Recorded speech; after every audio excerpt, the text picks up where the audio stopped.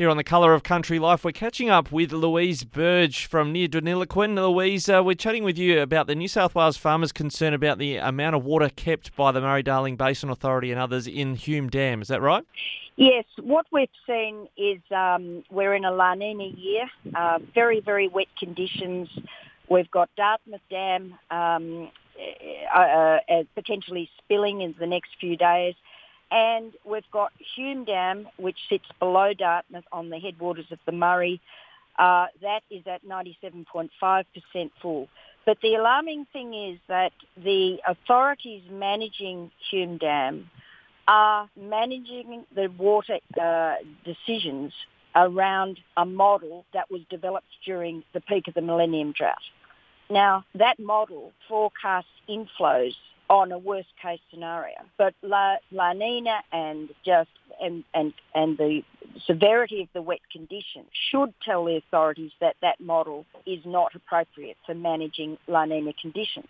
So we've got the situation where the MDBA has tried, and the water authorities, other water state authorities, have tried to fill the Hume Dam to, maximise its capacity for water storage. And normally that is, a valid decision. But in La Nina conditions and very wet, risky flood years, there should have been some airspace left in Hume. Now, there is an existing rule that the authorities could have utilised, which could have kept the Hume Dam, a little bit below where it is now. Particularly, this was absolutely critical now that Dartmouth is filling, or about to spill in the next few days. So adding to this, of course, is that we've already got rivers, the Murray River, in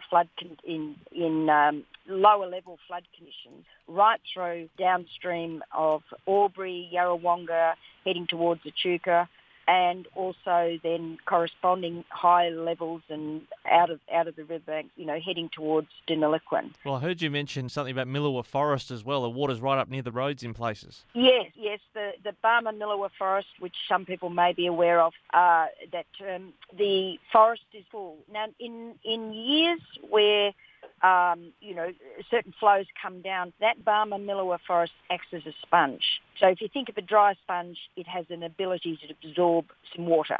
What we've got now is a very, very full forest, and you're right, it's what I've described as lapping the edge of the roads, the Tocumwal-Mathower Road. But that forest is full. You've got a river, Murray River system below Albury as being full and breaking its banks. Plus you've got the Hume Dam, which sits above Albury at 97.5% full. And you've got the big Dartmouth Dam above that spilling, or about to spill. It was forecast to spill on Thursday. I think it's still, they're forecasting it still to spill. Yep. So you've got this combination of risks, and yet you've got authorities making decisions on a model that forecasts flows at the lowest inflow scenario, a model that's sort of developed, assesses inflows over a 114-year period, but it chooses the worst case of inflow years every single year.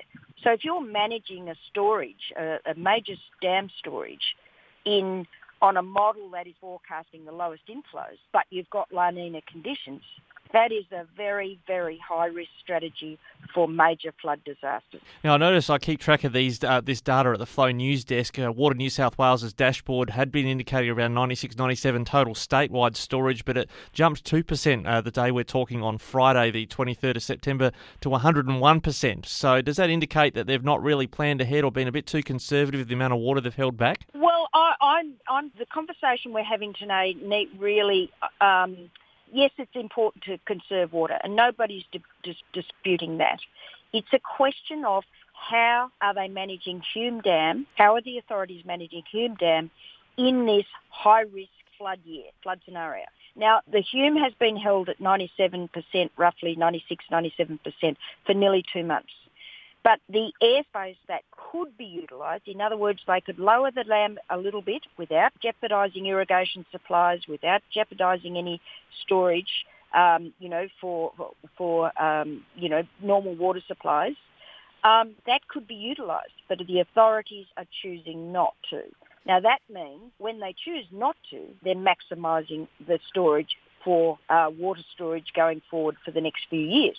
Now, does that mean that they're willing to just flood people with impunity? And basically that's what the decisions are. Yeah, I noticed you made the call about this one, the New South Wales Farmers Association, on the Memorial Day, the Thursday, and then the next day the Murray-Darling Basin Authority said they would increase releases from Hume Dam to 41,000 megalitres a day. Is that something you welcome, I imagine, or is it still a bit...